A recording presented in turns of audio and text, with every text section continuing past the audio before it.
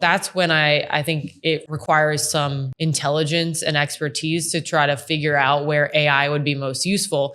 We're not trying to have AI go to this client's house and talk to them about sensitive information. Vibe, your vibe, let it collide. Find your tribe where truth can't hide. So vibe, your vibe. Hey, this is Kurt, and today I have Caitlen Macias, the founder and CEO of Bot Queen. It's a mission-driven technology company helping businesses and nonprofits adopt AI and automation in practical, human-centered ways. She's got over a decade of experience as an entrepreneur and activist. Caitlen brings a unique blend of strategy, system thinking, social impact to her work, and she trains teams and audiences on how to actually use AI tools, focus on clarity, implementation, and responsible adoption rather than hype. Yeah, that's a lot of hype out there. So she's, in addition to Bot Queen, she's a board member on Suits for Seniors, Palm Beach State College AI Advisory Committee, part-time director of stewardship and strategy at the Center of Child Counseling. Lives at the intersection of technology, ethics, education, service. So let's go a little bit back. So I was born in Mexico and I moved to the United States when I was 1. Had a great childhood growing up here in Palm Beach County. And since I was a young kid, I always loved innovative projects. I grew up going to Montessori school, which is very project-based and independent. And here in Palm Beach County? So which school did you go to? So I went to a few different ones. I went to Children's House. Okay. And then I went to Summit and Claremont Montessori schools. They since have both closed. And then I went to a college prep school. Shout out to Grandview. I actually spoke there last week in front of 200 students. Nice. Just a very inspirational conversation about my journey as an entrepreneur and also, the future of AI and how they can prepare for it. And so what was the first school? Because that's one still going. Only one that's really around now is Children's House, where I went to as a basically preschool. Okay. And then the one that I graduated from. Which was? Grandview. Yes. Okay. So if you don't mind, I'm going to do a little shout out to number 1 education place. That's where my son went to school and graduated. Oh, nice. Yeah.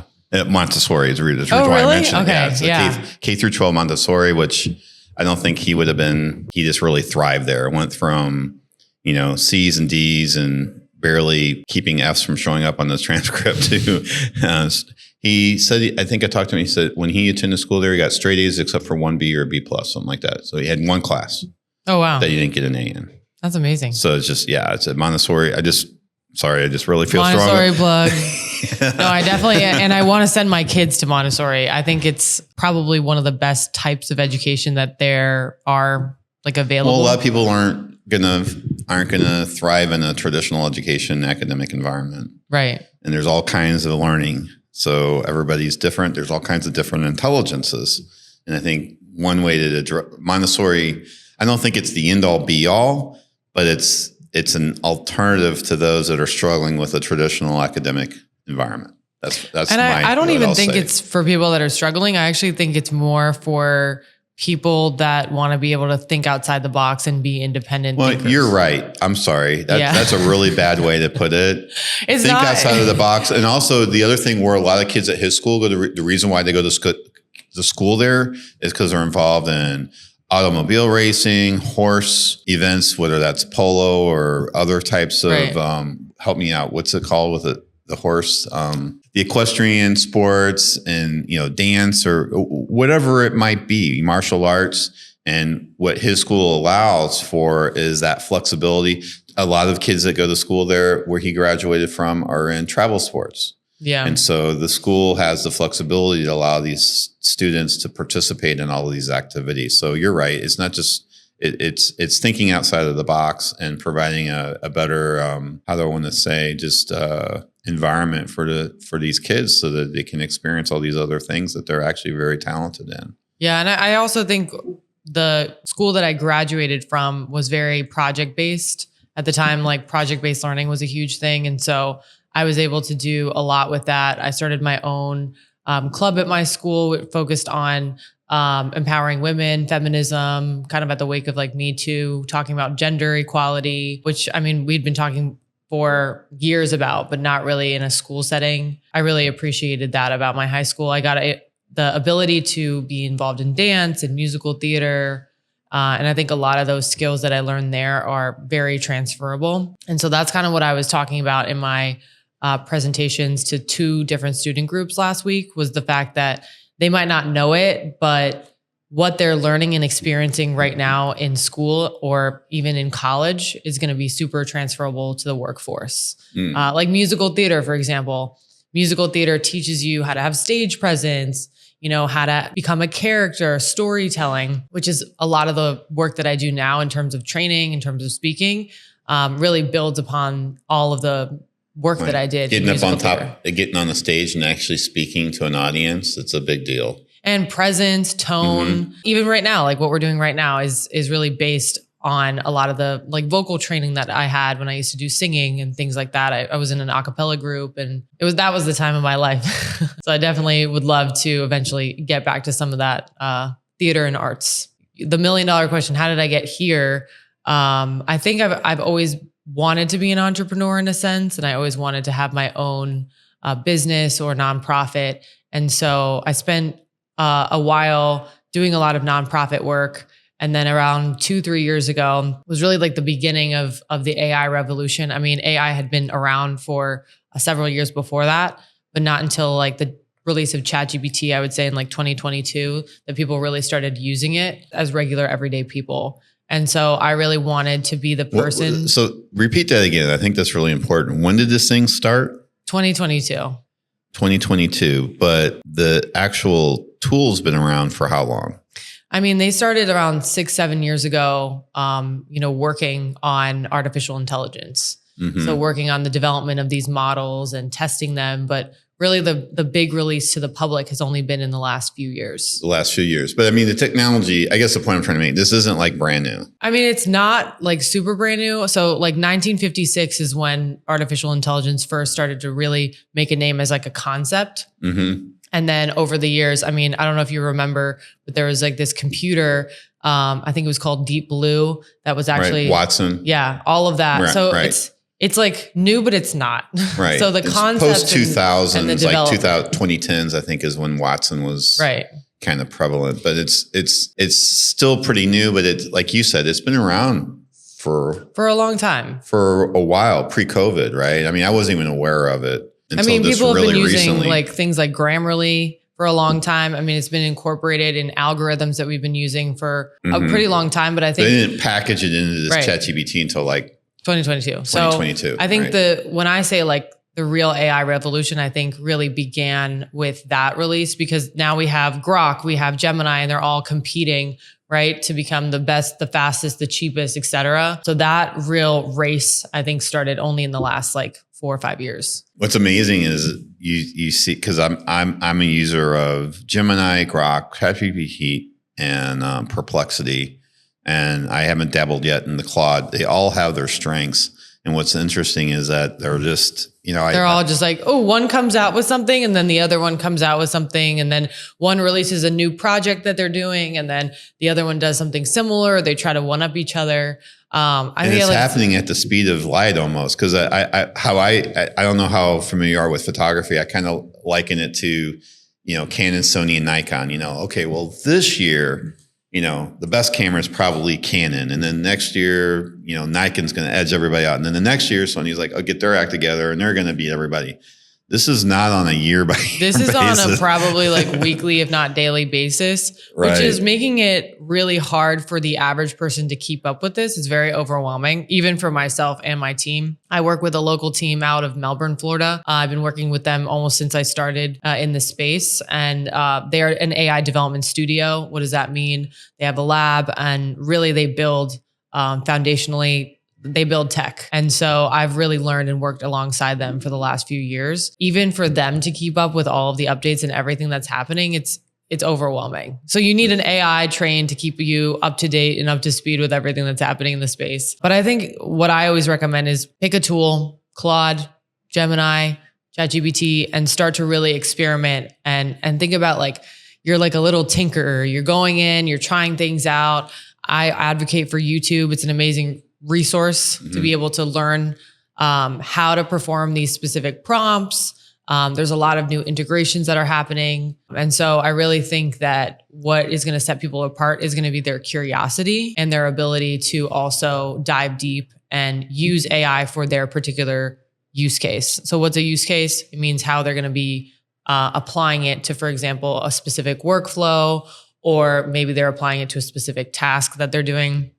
And it's going to look differently. Like somebody who is in admin, they're going to use it differently than a doctor, right? And so I think now what I'm seeing and what I'm training people on is how to niche down into their specific industry, and then even deeper into their specific department and role, because that's where you're really going to see measurable return on investment, is when people are really using it. Today I was on with a prospect, and it was brought up, Javier, who's our technical solutions architect. He basically said, like, if you use a prompt and you do it correctly, you can save on average 3 minutes of your time. Mm-hmm. So think about it across an entire enterprise. And what happens if you use it incorrectly? I mean, you're not going to save as much time. Mm-hmm. So basically how we've structured ourselves in capitalism, time equals money.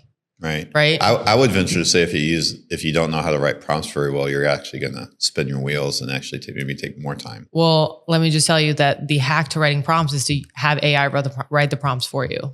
Correct. You actually have the AI write the prompt for you. Exactly. And can we just, let's just repeat that. Stop trying to write your own prompts. You have the AI write the prompt for you. Yes. That's like really critical. I don't think a lot of people know that. I think if you've been involved in the space, that just seems like second nature to you. But on average, the people that I train, a lot of folks are small business owners, or, they run nonprofits, or, they're just staff. They're spending time like clacking, like create an email for me, instead of putting on the dictate feature, the little icon that's the microphone, and being like, hey, so I'm trying to do an analysis today to do an analysis on my P&L over the last 3 months, whatever it is that you want. Can you create me a prompt that's going to help me do X, Y, Z? I want the outcome to be X, Y, Z. So giving it a bunch of information and being really clear and specific, and then having it create for you a really kick-ass prompt. Mm-hmm. And then you can go in and refine that, right. And then after that, once you're running these prompts, you can iterate. So you can type in certain questions like, hey, I'm actually trying to figure out this instead of that. Or if I was an expert in this, what would I need to be thinking about? So really be using it as an assistant rather than just kind of write me an email and help me out with this specific small task. Right. Or I'm in the marketing space, and I have clients and prospects. Create this marketing proposal for me. What marketing proposal? Yeah. For who? It's like, think about an intern. Like, let's say we had an intern sitting with us right now here. His name's Jimmy. Would you just say, hey, Jimmy, go write me a marketing proposal. Write me a strategic plan for a nonprofit. Which nonprofit? What's even is a strategic plan? You need to give them the basics. Exactly. And then I've also been a huge fan of some of these new integrations. Some of them I'm not a big advocate for. I think connecting your email and things like that could put you a lot of security risks, but there's some new integrations like with Canva. So Canva is a different platform that you can basically create PowerPoints and social media content. Mm-hmm. So now it's integrated with like ChatGPT. And so you can be brainstorming and thinking about, I want to create this PowerPoint, and then it can make an amazing outline, and then you can go and edit it and refine it in Canva. And it has that connectivity. So I think right now what I'm seeing in this space is, especially for clients that really want to implement AI, they need to do some cleanup in terms of helping to connect their different platforms together. Like everyone has like 20 different platforms that they're using and moving between screens, right? The future, which what we're seeing in the space, is going to be where these platforms are all talking to each other, and there's basically a foundational layer of artificial intelligence, which is what my team is building. We're basically building an agent that would be able to connect to your CRM, your accounting software, your documents, and things like that. And so rather than just migrating and going from one platform to the other, you're actually working within all of them together. Okay. And so that's what we're seeing, and hopefully that moves in the next year. And I also think that one of my biggest conversations, I think, has been, just because you say that you're implementing AI doesn't mean you actually have. And so that kind of goes along with what you're talking about, the hype. Right. So I'll give you an example. So a lot of folks in the small business and nonprofit space, they have Microsoft, right? Microsoft 365. And everyone's like, I have Copilot. Right. Okay, you have it. So I got called in to a client. I've done probably 5 or 6 trainings with them. 2 weeks ago, I walk into the room and I had already pre-planned this. There was probably 10 women there, all between the ages of like 35 to 60. And I was like, okay, today we're going to go over and teach everybody here how to use Copilot. And I was like, has anybody been using it? There was like 2 people that had used it. And what I learned is that they had all been seeing it on their interface, but they've never clicked it. They've never used it. They were like, oh, that's what that little rainbow like squiggly thing is. It's like, it's kind of like a circle squiggly. Right. Yeah. And I don't even know what that shape is. What shape is that? I know what you're talking about though. Yeah. It's kind of like a squiggle circle thing. And they were like, I had no idea. And it's because the leadership, in my opinion, just assumed that just because it exists, it's going to be used. No, it's not going to happen that way. And so we went through a whole training teaching them how to write emails with Copilot through Outlook. So on the same interface, teaching them how to create flyers, teaching them how to call up different documents and summarize them. Telling the AI not to use an M dash. Oh my gosh, that's funny. They actually have fixed that. That was in one of the latest like updates with 5.2, where Sam Altman came out and he was like, the M dash, it's not going to be as present anymore. It's still there. It's still there. It's still there. Not as legit. Not as bad. Yeah. Well, it's still there. It's interesting because I was reading something like a few months ago that was saying that certain words are now going to be more prominent in the English language because of these models, because the people that train them decided that these were the words that we were going to use for the output. Or the writing techniques or whatever. Exactly. Right. So then now that just gets... And now all the content on LinkedIn and Facebook and everything is AI. And so it just gets recirculated and reread by both AIs and humans. So it's just like, it's mind blowing. It's actually impacting the lexicon. Exactly. That's a good way to put it. And it's impacting our ability to even communicate, right? Because now we're thinking, oh, well, that's a word that everybody uses. It's actually not. No. So it's fascinating how basically... How do you feel about all the content getting created? Because I almost feel like probably 90+% of it is AI. I mean, I don't know the stats on exactly how much content is produced. When I'm saying, let me clarify. Talk about having to clarify. Clarify it. I'm talking about so you have the bot created content. I'm not really talking about that. I'm talking about the content that people create for themselves, but they're using the AI to write it for them. Well, I mean, and I would feel still like say that's that's very still AI generated. in the 90 percentile. I mean, I think I see lots of M dashes and I see lots of the way they format the triples and everything else. Right. When it's like ChatGPT and these models, they love to do like 3 adjectives in a row. But the thing is that that's actually how I learned it as well in school. Like it was like blue, red, and yellow. So some of it, I think, might be still humans.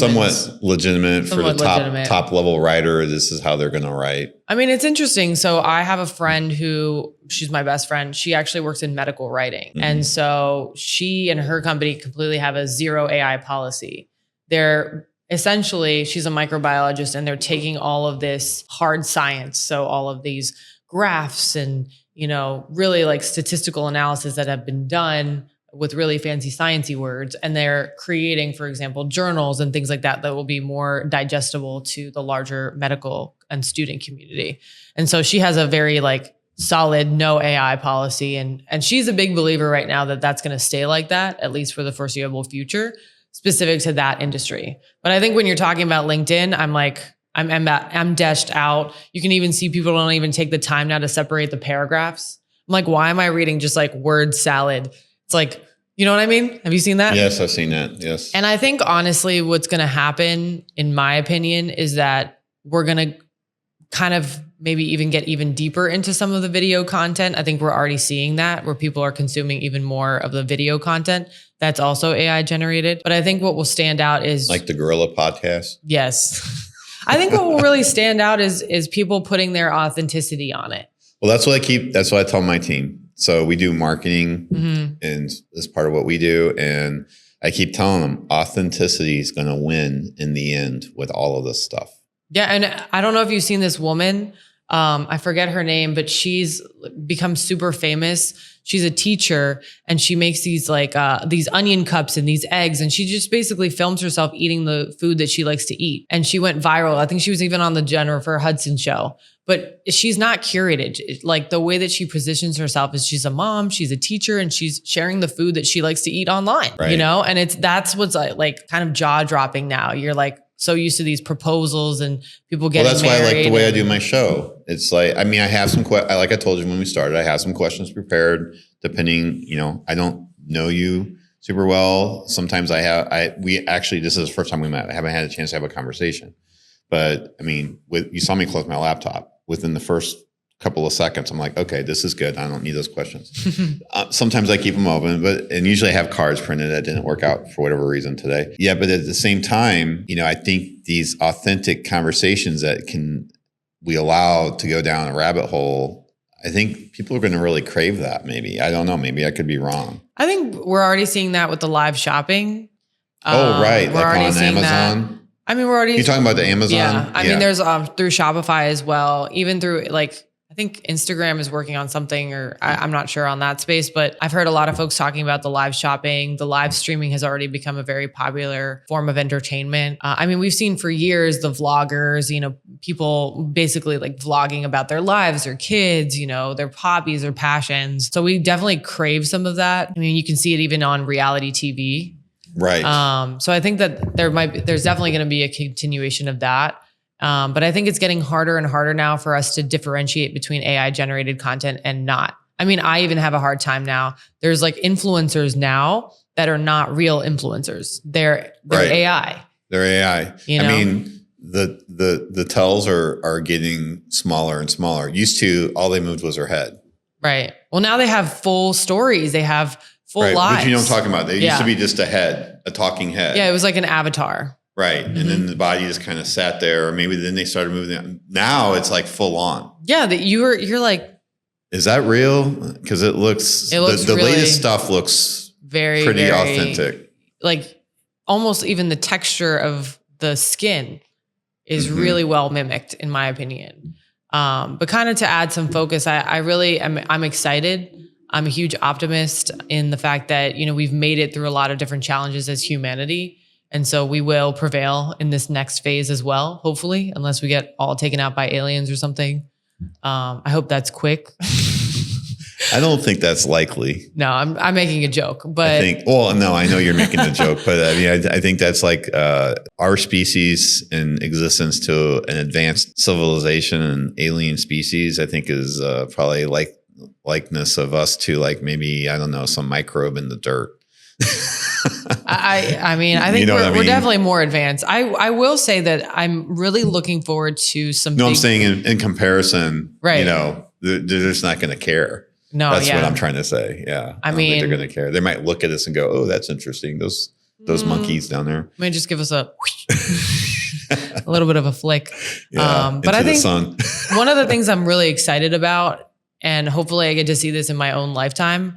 I've been a huge advocate for, reform in the workplace and work-life balance. And I'm really excited to hopefully see some changes in that space. I think the 9-to-5 hasn't been working for people. I also don't think it works if you're like a contractor or a freelancer. I think, I'm hoping to see some changes with that regard. Like what in regard, like more things are more, what's the word I'm looking for? Results driven. I mean, I think we're seeing that more and thank God for COVID in that way, where people were able to kind of make their own schedules and things like that. But even now it's like, at the end of the day, that's what matters more than anything, right? Not how many hours you put in, when you showed up, when you left. Exactly. I mean, did you get it done? And did you get it done in a timely manner? If it takes you 10 hours to close $1 million deal, I'd rather have that person, then they can go close another $1 million deal rather than having someone just kind of BS their way the entire year to close that same $1 million deal, right? And also, I think it's going to be more valuable, their communication skills and their ability to be innovative. Well, I'll even pitch something different to you. So the other side of that is for the guy that closes $1 million deal in 10 hours versus a guy that takes maybe 6 months or a year, which one's going to be more sticky? I mean, that's could make a difference too. I don't know. I'm definitely interested to see how basically the revolution of work around AI. I mean, we've seen a huge mass firings really related to the rise of automation and artificial intelligence.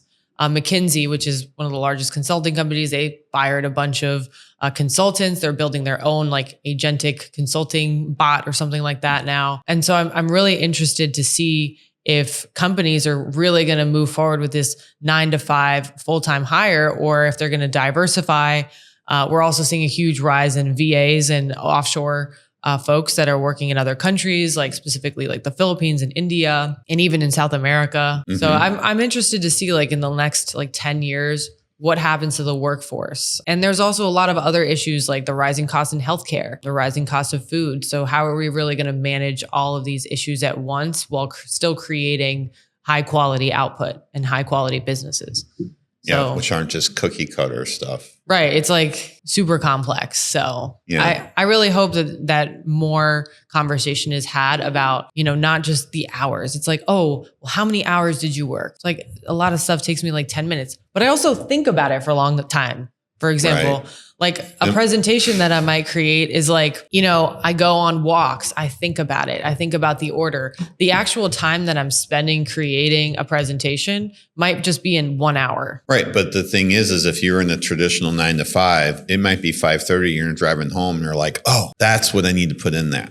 Right. 30-minute or 45-minute commute. Where does that get accounted for? Well, yeah, and I think that's kind of what you're addressing. You're saying so I'm stealing this from my best friend. Her name is Amanda. So she says, if I'm thinking about you, I'm working. Well, I say the same thing, and my wife would give me so much crap about that because I'll be driving the car, taking the kids somewhere, and they're like, "Are you working?" I go, "Yeah, I'm working. I'm thinking about it." Yeah, I'm thinking about you. I'm with your best friend, Amanda. She's like, you know what? I feel the same way though, because it's your mental capacity and mental space.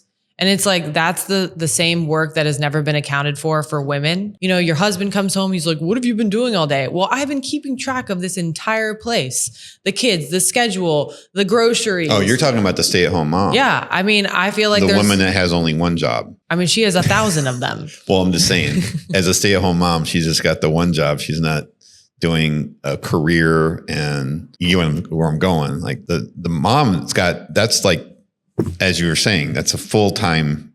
Yeah. And it's 24/7. And then you got the kids, and then she's supposed to go work for 8 hours a day somewhere too. Well, now you got to work because you can't afford, if you don't have two incomes, like it's not going to happen. Yeah. I definitely think the mental space. Traditional women in the last, I don't know how many, maybe you know the answer to that. She's working multiple jobs. Yeah. And this is true. How does she ever get to sleep? Because her brain's going crazy because she's thinking about the orthodontist appointment, and then the dance lessons, and then the tutor and the teacher appointment. And then she's got her job and her boss and her coworker. And that's why so many women are like super tired and burnt out. And then, it just doesn't function or work. There's not enough hours. So is there anybody ever talking about this? I do think so. I mean, a lot of folks keep saying like, oh, like you can have it all and stuff like that. I think you can have it all in the right partnership and in the right situation. Mm-hmm. And there are a lot of women that I follow like on social media that are now talking about this, where they are open and honest. One of them's Melissa Wood Tepperberg. I mean, her husband owns like the Tao Group, and she's very well off and she has her own business, but she's been open about the fact that she has a lot of help. I mean, she's got a nanny, she's got a housekeeper, all these people that are helping her. She has her own team that works with her. So she teaches Pilates and yoga and all these classes like online and in person. And she's a big influencer. She's like got millions of followers. And so I appreciate that, because the folks that are just like, oh, you can have it all, but then they don't show you what the whole team that's behind them. Right. And the whole structure. Yeah. So there's a lot to it. I mean, I do my little bit. I just recently, and I'm sorry I didn't do it sooner, Elena. But I don't do much, and so men, are you listening? Listen. Men, do more.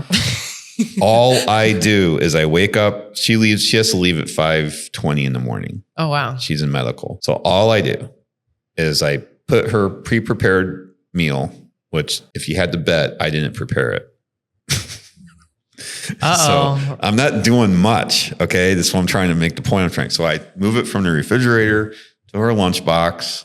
I heat her water up because she wants to get water with lemon and creatinine and salt. And then she wants a bottle of cold water with lemon. So I get the cold water, the hot water, get the bag, and I put it in her car. We have a plug-in hybrid EV. I unplug the car, put everything in the car, and put her watch from the charger in her purse. And that's all I do. That's not really a lot, is it? I mean, the thing is, and all I can tell you is she loves it. We love it. What I'm trying to say is it doesn't take a whole lot. No, 100%. But I think just a little bit, a little effort. I think there's a lot of men that are sort of like just waiting for their wives or their girlfriends or even someone they're dating just to be like, tell me what to do. Like, take initiative. Is the trash is full? You got to take it out. Yeah. Let's do it. Like, I'll give you an example. So my partner, he's great. Shout out to Federico. I love you. And yesterday I came home from working an event. I was working till 9:30 at night, and I walk in to the house and all of the laundry has been done. The whole kitchen's clean.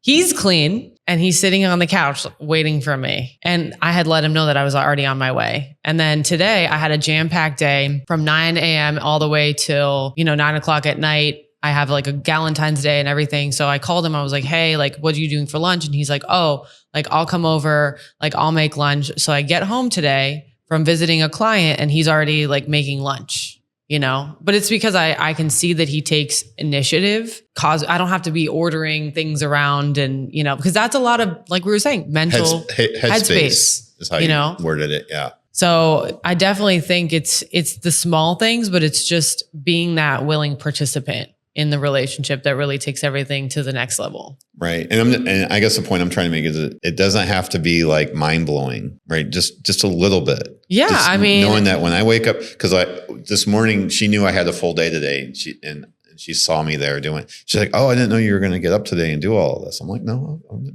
So you do it every day? I have missed, I'm not going to lie, but I try to do it every day. I like it. Yeah. I try to do it every day. Every now and then I'll have a miss, but, and by the way, I was up late last night. I was up till like midnight having to do work stuff. And so still got up at 5 o'clock. I didn't want to. I don't know. My brain is working differently now. I don't know. There's been like a switch in my brain and I don't know. This is a good thing. It's a good thing? Yes, you feel more like motivated? No. How would I describe it? You have children? No. You don't have children. Okay. So we have children. She was the one that would wake up in the middle of the night. Mm-hmm. I'm just sleeping through all of it. Never woke up. All three. Not a one. I sleep heavy. I mean, I was the guy that they'd put shaving cream on in college, They pied you too? Yeah. Everything. That's so funny. I feel like it's almost kind of like that though now with her getting up, like the baby crying is, because I'm in a deep sleep. And as soon as I hear her get up, like her alarm would not typically wake me up. Mm. So I don't know what switch has gone off in my head, or maybe it's just that little bit of appreciation that she showed me, it really helps her out because it's early and, it literally does take me probably 10 to 15 minutes. It might sound crazy just packing a lunch and heating some water, but it does take me about 10 or 15 minutes to do that. Well, that's 10 or 15 minutes that she doesn't have to spend in the morning. Right. And it's just about showing somebody that you care. I think going back to what we were talking about with AI, it's like that human element is still so important. I think we forget that we're animals. And I've said this before on, I think, another podcast. And the person that was interviewing me was like, what? And I was like, I don't think anybody we're finite, mm-hmm. And we're animals. And so to think that we don't need this relational aspect in our lives, we don't need community, we don't need to be taken care of. Like if you see like a cat, with its kittens, like they're all taking care of each other. They're all living together. They're like going out and hunting together and exploring. And so we're the same way. And so I think that I think sometimes we've built all this and we're sitting in front of microphones and using all this tech and going on our phones that we also created. I don't know why, but we forget that we're animals, right? That we need to sleep, that we need to have fun, that we need to go out and touch grass. As my sister would say, she says, touch grass. Yeah. Or grounding. Grounding. I really like it at the beach. Yeah, you just like get in the sand and With everything your like that. Got to be bare feet. Got to Yes. take your shoes and socks off. Get in there. Get in there. Touch some grass. Touch some grass. sand. Yes. So yeah, kind of to round it out, and you were talking about like your switch in your brain. I think last year was a big year for me. It was like my first year in business. So I think I overdid it and I burnt myself out. But now I was asking you about like motivation. Now I really feel like super motivated now.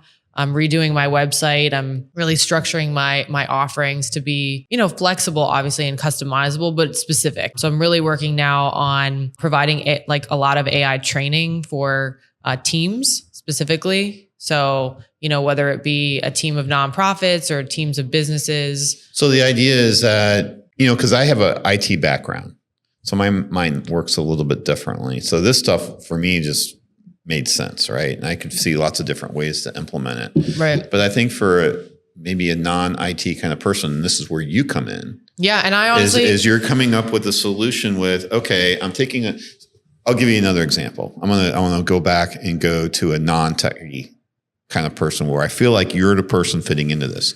So I met a guy, I used to have a sewing business. And so he helped me, but I had a very small sewing business.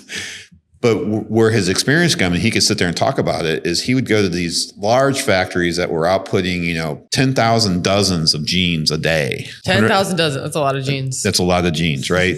And he literally said he would take one table and he would move it like 6 inches and maybe angled it, and they could become 5 or 10% more efficient. Like something crazy like that. Yeah. They did that at a Toyota factory where before the guys who were putting on, the smaller parts on the vehicle, they'd have to walk all the way around, and then they put in mirrors so then they could see what was happening. And so that increased productivity tremendously and decreased friction. So if you think about it, like even training a team on how to use Microsoft Copilot, you're not seeing it every day because it's really hard to quantify unless you're implementing some sort of like tracking tool on your employees. But imagine if every single employee is spending one less minute writing an email, just like simply, just one less minute. And you have 20 employees sending how many emails a day? Sometimes hundreds, if not thousands, depending on the sizes of your team. And so that one change is going to make a significant difference. And that's where you come in. Exactly. Is you can do a training, evaluate. I guess, is that part of what you do? Do you kind of do an audit and kind of evaluate, like, let me watch this team and see what they're doing every day to see where you can get the biggest bang for your buck on implementing an AI solution? So it depends. So sometimes I do like one-off trainings where I'm just hired to come in and do some training, for example, on Copilot or ChatGPT. And it's more of kind of like an introduction and socialization.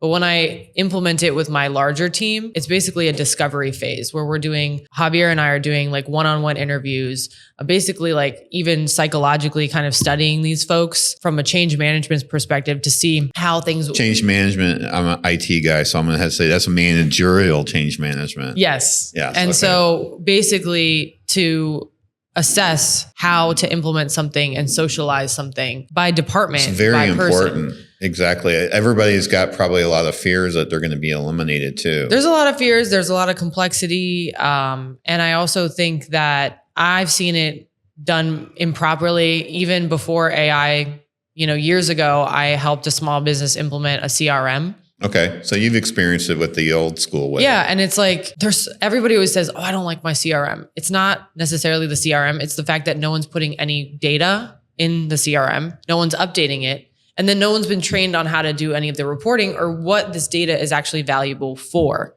Mm-hmm. And so people just move from CRM to CRM to CRM, and then it's still, excuse my French, shit.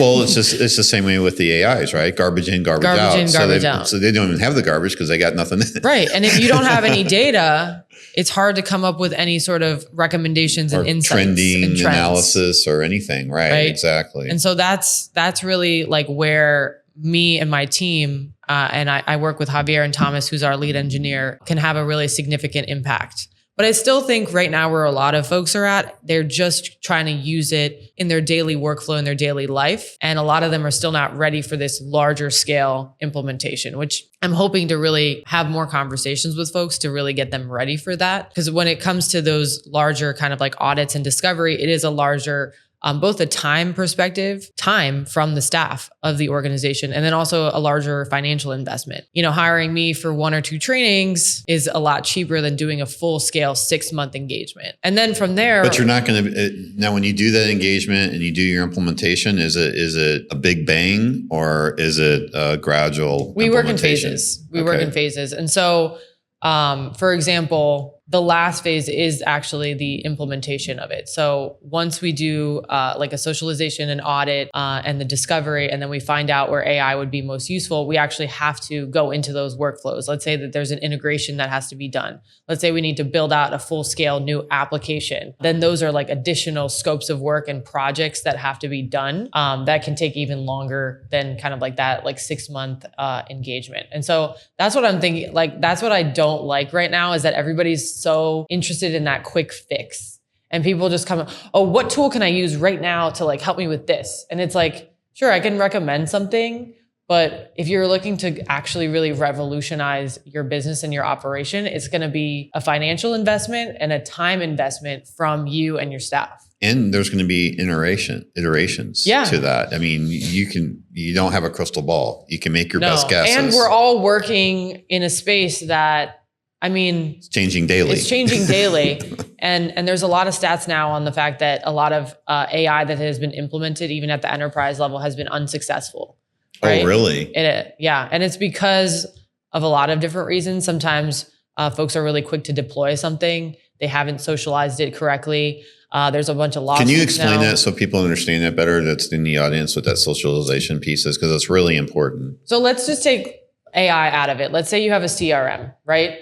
And you need to be able to teach the employees that are at your company how and why you're using the CRM, right? I think the why is really important. It gets missed a lot. So the why of a CRM, customer relationship manager or client relationship manager, basically you're tracking all of your clients. So let's take, for example, a hair studio, a hair salon or a hair studio. You're going to have the addresses, you're going to have the clients that you're serving, all of that data all in one place. Hopefully you have that.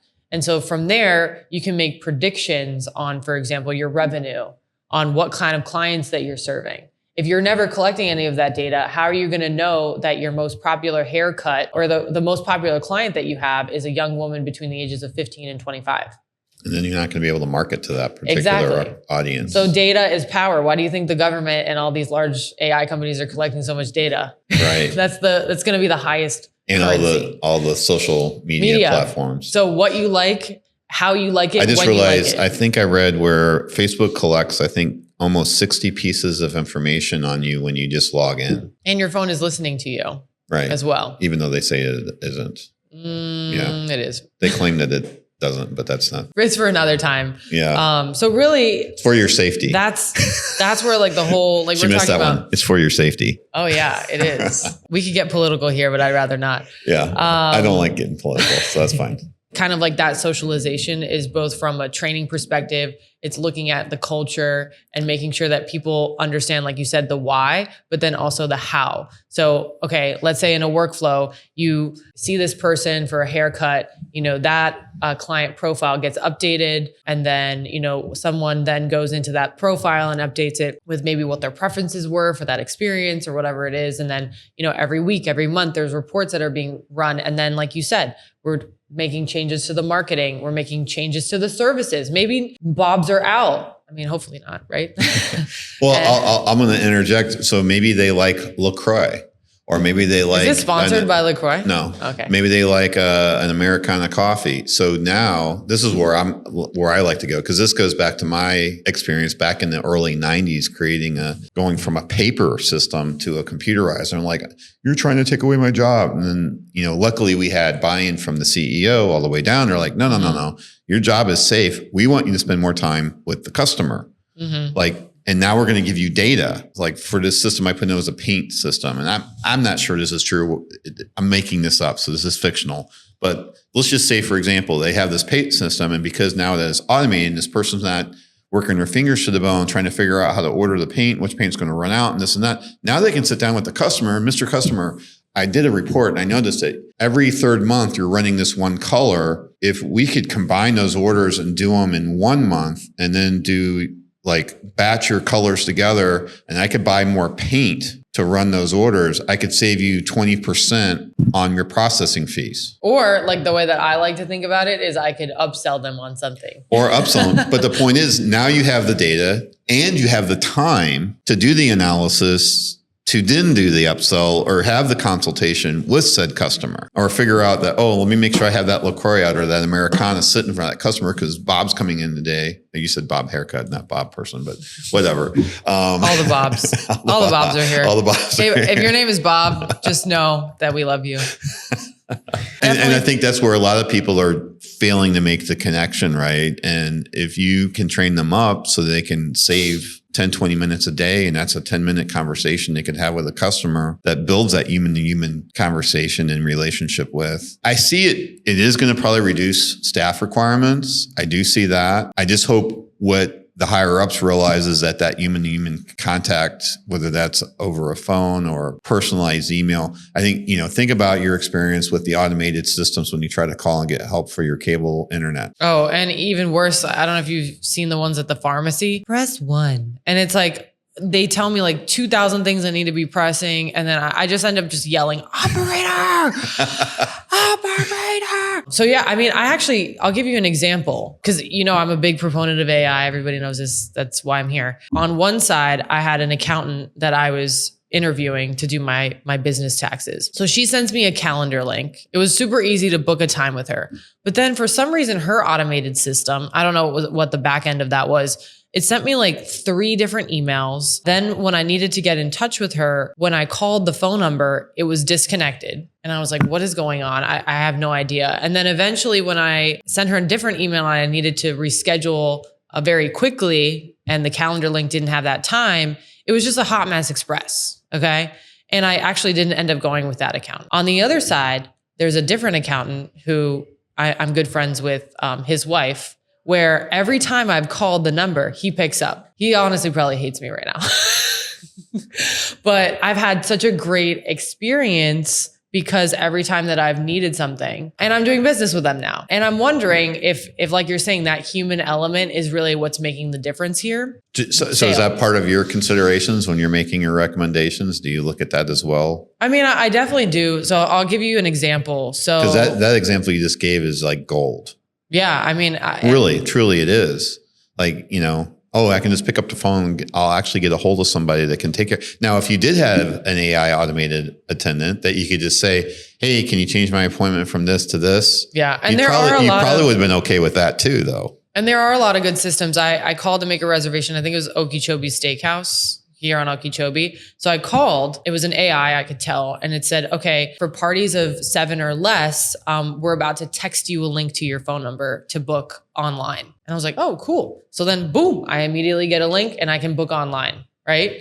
And so that was a really great workflow that was AI generated that I almost felt like there was like a personal touch because I got a text message. Right. So I think that you really have to be looking at it from a holistic lens.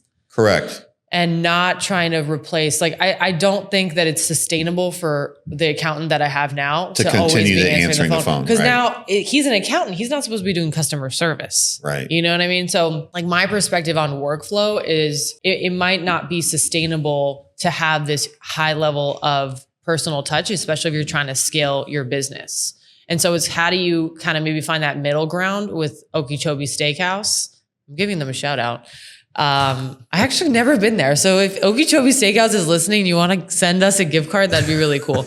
Kind of like that customized workflow where you can have AI inserted, but it's seamless for the customer. And right. if I would have needed maybe a different concern, maybe that's when a human can step in. So we call that human in the loop.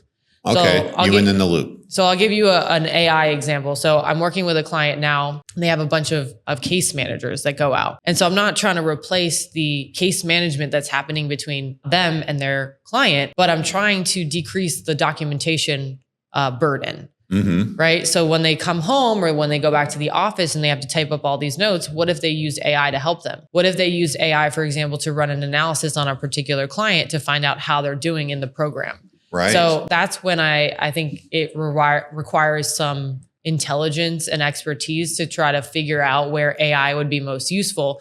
We're not trying to have AI go to this client's house and talk to them, right? And talk to them about sensitive information. Do you know what I'm saying? And so that's where I think it's important to not just blanketly implement AI in your business or it's going to fix everything. It's not going to fix everything. I think that's not the solution. I think it's just make better use of our time that we have and take care of those repetitive tasks. I mean, really, honestly, it's kind of like I try to tell people ChatGPT when it first came out, because it can do more than that now. But I think when it first came out, I basically said it's like Google 2.0. Yeah, it was just like a search functionality. I mean, now it can do actually quite a bit more, a lot more mature than it used to be as well. Right. I mean, it's on 5.2, and in the last like 6 months, they've just implemented a lot more like integrations. They have a new deep research feature. You can create projects and custom GPTs. And yeah, before it was have you just used Comment yet? I've used Atlas. Yeah. So Atlas is the ChatGPT browser. Right. So same idea. Right. So Comment is to Perplexity as Atlas is to ChatGPT. Because they're all like, right. They're all trying to get there. Everyone's just like, I don't know what the end goal is. I mean, Elon Musk said it was eventually your phone's not going to have any apps. It's just going to be the AI. I mean, I believe that. That's what I was talking to you about before, where we're going to integrate all of these different kinds of applications and AI solutions. Platform.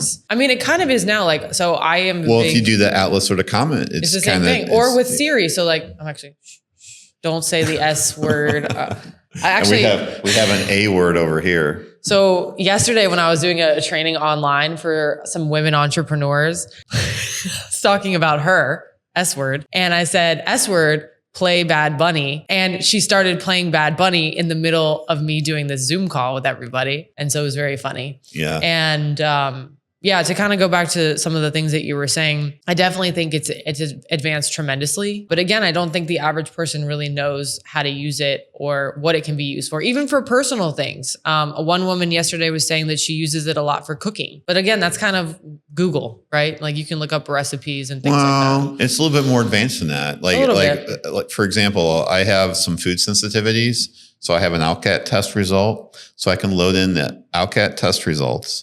I can take a picture of the menu of the restaurant I'm at, and I'm saying, what are my best options given my food sensitivities? You can even, I saw this woman once. So that's beyond the Google 2.0. Oh, yeah. I think if you're just using it for recipes and things like that, or like how much. But you could take a picture of your refrigerator in your cupboard and say, what's something I could make? Oh, 100%. Like sometimes I'll give That's it different not using it for a ingredients. recipe. That's just saying, look at my cupboard, look at my refrigerator. Here's what I got. Figure it out. What can we have for dinner tonight? No, I love that. And I actually used it the other day where I was cooking beef stew and I didn't have some of the ingredients. So I said, I don't have these. So can you write me a recipe that doesn't have this, but does have this? And then actually that beef stew was actually fire. So really? It was really great. But you still have to have beef for beef stew. just a FYI, you can't circumvent everything. Right. But yeah, I've even seen folks, and I've tried this before. If you go to the grocery store and you take a picture of like all of the watermelons and you're like, which one is ripe? It can give you information on which one potentially with some level of accuracy is the ripest one in the bunch. Really? Yeah.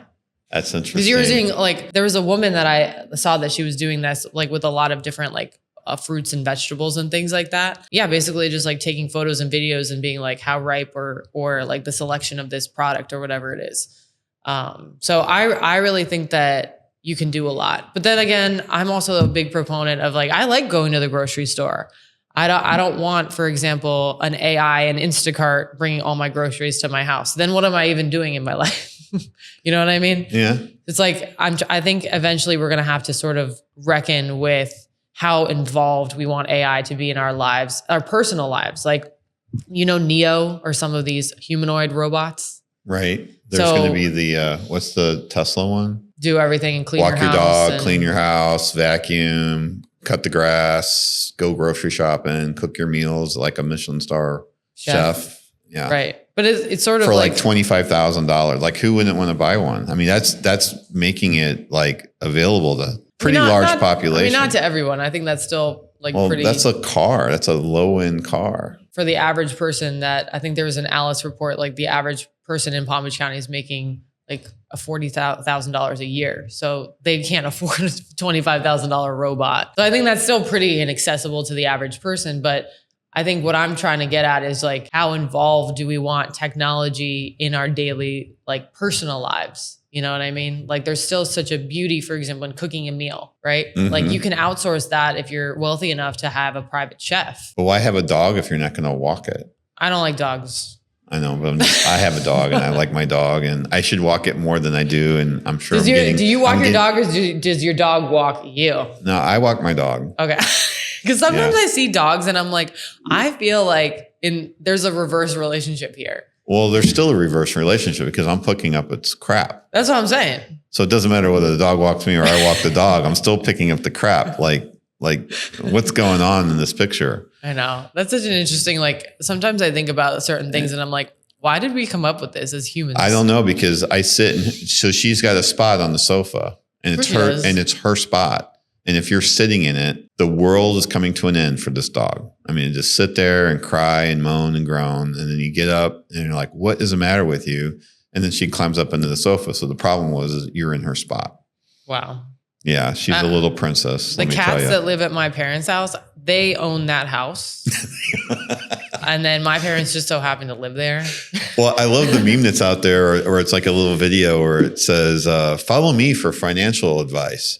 I have a chauffeur and a chef and a personal trainer and a live-in and a therapist, maid and a therapist, a professional petter. Exactly. Yeah, no. Somehow, yeah. So what are we doing? We're doing something wrong here. I don't know. But what's your take on kind of like the evolution of AI and technology to be more incorporated into like our personal lives and things like that? I don't know. I think it's, so you've got the ChatGPT and the thing that you can sit there and talk to it, right? You've got that side of it. I guess the angle I come from, because I have a IT background and I'd be curious to find out your thoughts on this. So I just took a trip to Europe and I created my own PWA static data app where it didn't require any internet. It would update. You could, as you're using it, have it. And what I created it for was to have my entire itinerary. We were doing a bicycle ride. So I wanted to know when the sun was going to rise, when it was going to set based on the geolocation of the booking that we went through booking.com. Mm-hmm. And so all of this stuff was built in to this app. This thing would cost hundreds of thousands of dollars in the past. Yeah, now you can There's vibe no code it. way. And I vibe coded it with Replit. There's so many opportunities like that out there where I feel like there's applications that were never written, not because it was a bad idea, because it wasn't financially feasible. Right. And so how many applications can be provided today due to the fact that now it's financially, I did it within, I think I probably spent 20 to 30 hours writing it. Even if I charged myself $100 an hour, yeah, that's nothing compared to what it would have been an entire team of developers to develop that application. No, absolutely. One of the things I will say, and this is my perspective on it and my team's perspective, is that that's great for like your personal use. But if you're trying to put that into the market, you would definitely need to have a team and even look at the data security and all that. Oh, yeah. There's a whole other. Yeah. There's a lot of folks now like, you can code an app in like 5 seconds. And I'm like, that's great, but that's not going to be something for that you personal can sell, use, right? For personal use, not for commercial. I will say that we're different travelers, but even for that matter, even companies for internal use, right? They could totally make some app that for whatever reason and I'm sure most companies, and I don't know if you run it, if they ever share with you when you're coming and talking to them, but most companies will have some sort of a roadmap, a list of all these IT projects that they, their dream. Could I have it to do from the IT department? And the IT department notoriously would be like, well, we can't get that. We can't get to, the list is a mile long and they're only going to do like a small section of it because that's all they have the resources and time for the team that they have. Right. So now all of a sudden with vibe coding, there's all these opportunities to have all these different apps. There's still security issues, but I don't know. I think it opens up a lot of opportunities for organizations and even because you asked on the personal side, on the personal side of being able to have an application that you thought, well, this would be really helpful. You scratch your own itch, you go out to vibe code it. And now all of a sudden you've got an app that does what you need it to do. Yeah. And we've definitely used it on the side of creating like a good first rendition of something. So like being able to communicate with a client and be able to say like, okay, is this really like what your dream is, right? Not only just from a UI perspective, but also from a user perspective, right? So you want the user to log in, you want them to do this and that. Like we can use Replit and Lovable and some of these other kinds of apps. But again, really talking about the fact that this is not a fully developed app yet, and that you can't be like selling it and things like that. But yeah, I definitely think that there's so many opportunities, like you said, to be creative. Right? Like the creativity, the imagination. Like, I mean, I would have loved like as a kid to be able to like create an app, maybe to be able to analyze like which ramen is the best ramen at the grocery store. You know what I mean? Like exactly. We never had that. Like when I was a kid, my parents had a desktop and then we had like this thing called Leapfrog and you would like click different things in the Leapfrog. Remember that? And then eventually there was like laptops. I had a TI 99. That's TI. amazing. Oh my God. I had a TI 89. No, 99. I think it was. 99? Yeah, 99. I had an 89. It was like the calculator. No. This is a keyboard that had like a little cartridge, like an Atari cartridge, so it could play games. But it was also a computer. Wow, I never had that. The Nintendo. Yeah, this is from like the 1970s, like Commodore 64. I was born in 1997. So this is like 20 years prior. Yeah, or more, probably more. I did have a CD player though. Shout out to CDs. I actually found one the other day. It was like Hannah Montana CD. And I was like, a CD? Where would I even play this right now? I don't know. Like, I mean, you got to have a CD player or something. Or like, right. Remember the Blu-rays and the DVDs and all that nonsense? Yeah. That's a good time. That's a good, I still have some VHSs. So I have a bunch of VHSs from my childhood that are all, since I'm from Mexico, they're all Hispanic. A lot of them are Disney, but they're in Spanish. Oh yeah. All of mine were. Like Bambi in Spanish on VHS. My kids never saw Lion King in English while they were little. Did you? So you only know Lion King in Spanish? No, I think, you know A Bug's Life? Yeah. I like only have ever watched that movie in Spanish. Fleek. Like in English, it's flick. Right, but it's fleek. Fleek. Vamos a ir a blah, blah, blah, blah. And they're all like, da, da. I actually, honestly, right now, I need to watch that movie immediately. Well, we've gotten really off topic. But that's okay. I think the final point is there's a place for AI. And I think where having your team come in really helps having a plan instead of just this like fragmentation. Right. Fragmentation. And then focusing on an actual benefit. Like, okay, let's take a look. Even if you came in just for a few hours, I'm sure you can walk away with a benefit. No, the benefit, like I'm telling you, that 1 hour training I did on Copilot, it was just amazing. Like the output and the confidence of these women was 10 times more when I walked out than it was when I first came in. So they were even telling me like that they needed to create a birthday card and some flyers for an event. And while we were in the training, they were already making them and printing them out. Oh, wow. So it's one of those things where people ask me all the time, like, what's the value? It's like, that is the value. It's both inspiring confidence in your staff to tackle new things, because this is not going to be the last new thing that happens. And number two, it's just inspiring them to use it in their own creative ways. Like I always say, I don't work here, but I should, because it would be really fun to hang out with you guys all the time. But what I want to inspire in you is for you to use this in your daily work. Like if you are creating flyers all the time, find a way to leverage and use AI through prompts, through image generation, through video creation to create flyers. And that's going to save you a lot of time and really enhance your ability to be creative, which then will help you do your job. These women, a lot of them create these events and gatherings with children. That's kind of my message, is really just like, think about yourself as a kid. You wanted to be curious about the world, pick things up, put them in your mouth, have fun with it. That's what I would recommend to people now, is to really implore that same curiosity to AI and all these new tools that are coming out, but also stay educated on the new policies and, not putting any personal identifying information and that could really compromise your business or your nonprofit. Oh, I do want to touch on base on this. This is a new term that I just learned that I'm still not sure I understand 100%. What does tenant mean? Tenant? Yeah. Like tenant AI. Tenant is essentially your organization's dedicated instance or container in the cloud.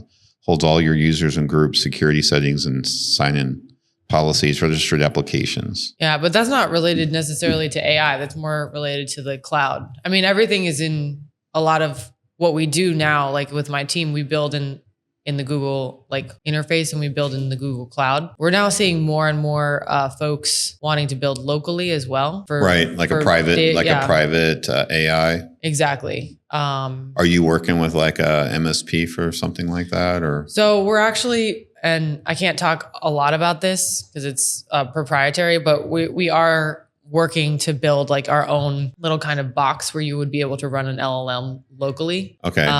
And that would really empower people to not be reliant on the cloud, number one, to have higher data security, and then also not relying on the internet, for example. Like, so we could bring this to, for example, communities in rural areas. Because I still think that AI is heavily reliant now on the cloud and the internet connectivity that folks have, which is really going to leave folks that are in rural areas, people that are in poverty behind. I used to work with a community in rural Nicaragua in college, doing research with them. There's no electricity there. There's no running water. So I'm pretty sure that AI is not there. I can probably bet you $10. When I went there back in like 2018, there was some folks that started to have cell phones, but they would need to charge them somewhere else or have like batteries.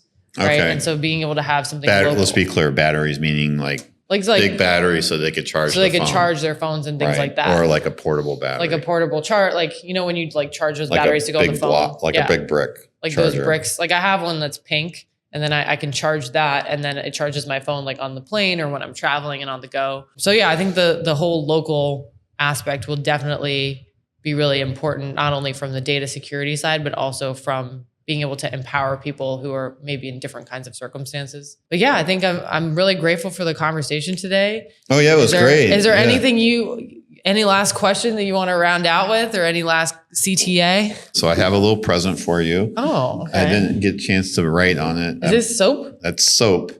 And so this is my wife's business, and it's just in the start. So she's preparing to launch Maya Soap, and we're offering a limited number of complimentary bars to viewers who engage directly with the show. What we prefer is you participate in a human way by sending an actual letter with your name, mailing address, email, phone number, and which episode you watched. And I have an address in the description. And complimentary bars are offered in limited quantities and subject to availability. If you send me a card, you go to the top of the list. We'll probably have some sort of a form for you to submit to. That's great. So she's sponsoring my show. I don't know if she was actually asked if she's sponsoring her show, but I just assumed that she would. This is sponsored by... you said Maya Soap? Maya Soap. That's the name of it. Yeah. Awesome. That's great. I will say though, for folks that are probably Gen Z, I am not sure I really write any letters anymore. So you might want to consider some sort of form and QR code. I'll do a form, but I'm trying to go old school. We're going old school. Yeah. Since I'm not meta anymore. So anyway, Caitlen, it's been really nice having you. Yeah, absolutely. It's been a great conversation. So my name is Caitlen Macias, and I am the Bot Queen. You can find me at www.botqueen.ai. I'm also on my social media is botqueen.ai. I'm on Instagram, I'm on TikTok, and also on LinkedIn. My LinkedIn is Caitlen Macias. So if you want to follow me there and connect, that'd be great. And I really appreciate it, Kirk. And maybe one time we can do another chat. Different topic, different day, but I really appreciate it. Maybe we talk about vibe coding or something. Vibe coding. Maybe we could vibe code something. That would be fun. That would be like more like of a live stream. That'd be like a live stream. We could vibe code live, and you could actually maybe see like it. The audience could tell us like what they want us to vibe code. Yeah, like that'd be really cool. Like some weird stuff. Like I want to, like I said, the ramen example. Like I want something that nobody actually needs, but sounds funny. Do you know what I mean? Exactly. Yeah. I think all the environmentalists are going to kill me because they're going to be like, why are you using up energy and tokens on ramen and nonsense? I don't know. It's just, it's for fun. entertainment. It's entertainment. Yeah. Just like when you're watching a TV show, right? The Bachelor or all those kinds of things. But I really appreciate it, Kirk. Yeah. Thanks so much. I really appreciate you stopping by.